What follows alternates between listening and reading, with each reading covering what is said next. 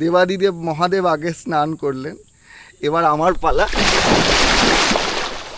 Good morning, সুপ্রভাত।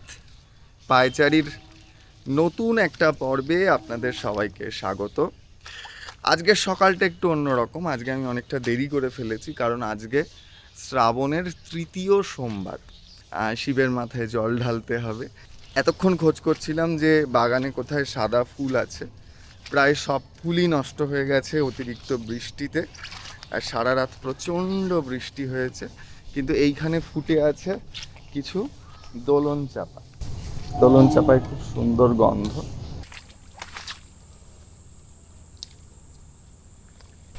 এবার যাচ্ছি বাগান থেকে একটা কলা পাতা কাটতে।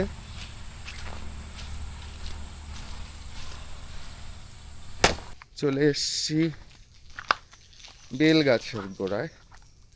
একটা বড় বেল গাছ, এই যে বেল গাছের গুড়ি।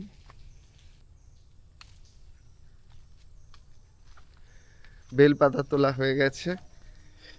এরপর পুকুরে স্নান করতে যাব, আর আমার সাথে আমি যে প্রথম শিবকে নিয়ে এসেছিলাম তাকেও স্নান করতে নিয়ে যাব। যদিও তারপরে তিনি আবার ঘি মধু সব কিছু দিয়ে স্নান করবে, তাকে নিয়ে আসি। এই সেই শিব যাকে আমি নিয়ে এসেছিলাম। একটা ট্র্যাভেল প্রোগ্রাম করতে গেছিলাম ঘাটশিলায়। সেখান থেকে আমরা গেছিলাম টোটো ঝর্ণা বলে একটা ন্যাচারাল ঝর্ণা। মাটির নিচ থেকে জল বেরোয়, সেখানে বিন্দু বিন্দু জল জমে একটা ছোট্ট ঝর্ণা হয়েছে। সেখান থেকে এই পাথর পেয়েছিলাম। যাই হোক, সেই থেকেই আমার শিব পুজো শুরু। প্রথম শিবজিকে সোমবার দিন চান করাই, তারপর নিজে চান করি, তারপর ঘি মধু গঙ্গা জলে স্নান করি, আমি অফিস যাই।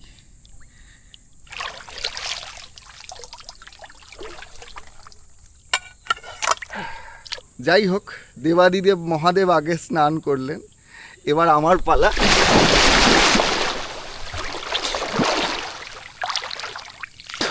এই আবার পুকুর। এখানে প্রত্যেক দিন সাঁতার কেটে তারপর অফিস যাই।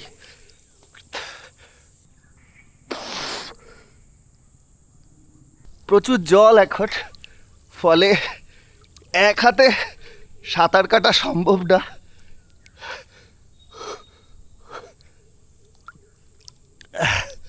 ঠাই পেয়েছি তো। আজকের পায়চারির চতুর্থ পর্ব, শ্রাবণের তৃতীয় সোমবার, আমার শিব পুজোর দিন। আজকে সারা রাত বৃষ্টি হয়েছে, বাগান ভিজেছে। শিবজি স্নান করলেন, তাকে আবার স্নান করাবো। আমি স্নান করলাম।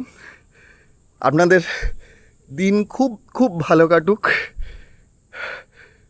দেবাদিদেব মহাদেব প্রত্যেককে রক্ষা করুক। সারাদিন খুব ভালো থাকুন। দেখা হবে পায়চারির নতুন পর্বে।